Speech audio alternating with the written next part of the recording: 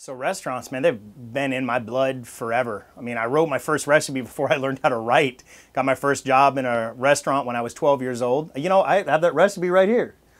My mom gave it to me for my birthday. That's the very first recipe I ever wrote. I'm gonna be making Dungeness crab cakes for you today. And we're gonna start out with a little red pepper right here, a little red bell. Grew up in a house with parents that were allergic to both garlic and onion. Didn't have a whole lot of money. We didn't eat out a lot. Not a lot of exposure to anything. So basically, we had the same 5 boring, tasteless meals rotated all the time. All right, and we're not actually trying to cook this. We're just trying to sweat it a little bit, bring some of the flavors out, expose the flavors of the garlic. Basically, you want to keep working it right up until the point where everything starts to get nice and tender. Once you get this point to where the vegetables are starting to get a little bit translucent, you want to throw a little bit of white wine into it just to deglaze it a little bit. You don't want to get too crazy. So I'm not going to do it all. I'm going to sprinkle a little bit in there. Then we're going to put some stone ground mustard. A little bit of Old Bay seasoning. Now this is just a crab oil seasoning. You can find a bunch of different brands. This is just the one I happen to use in my kitchen. A little bit of old-fashioned mayonnaise. Then we got to crack 1 egg into this because we definitely need that to help as a binder. All right. Now we're going to mix this all up.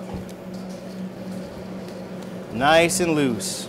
This is straight Dungeness crab. Dungeness crab is named after Dungeness Spit in Washington, which is right down there.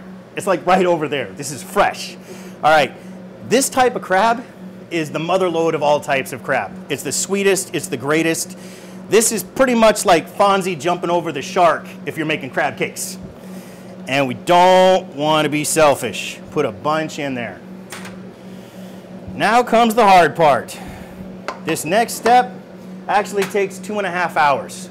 We got to take this and we got to chill it. But due to my personal expertise and knowledge of the time-space continuum,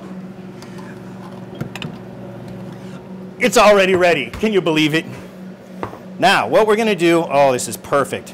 We're going to form this into about 2.5, maybe 3-ounce cakes. Nervous oil's good. There we go. We're going to brown them on this side, flip them over, and we're going to throw them in the oven. Oh, yeah. Oh, look at that. Perfect. Hit them with a little of our red pepper remoulade. And remember that garnish we talked about earlier? It's nice and curly and beautiful. And you always want to use a garnish that fits what's in the dish. And both of these ingredients are in the dish. And that, my friends, is Chef Michael's Dungeness crab cakes. Camera dude, you ready for this? As a wrap, I want to thank you for watching my video. I really want to be the next Food Network star. If you could taste these, I already would be.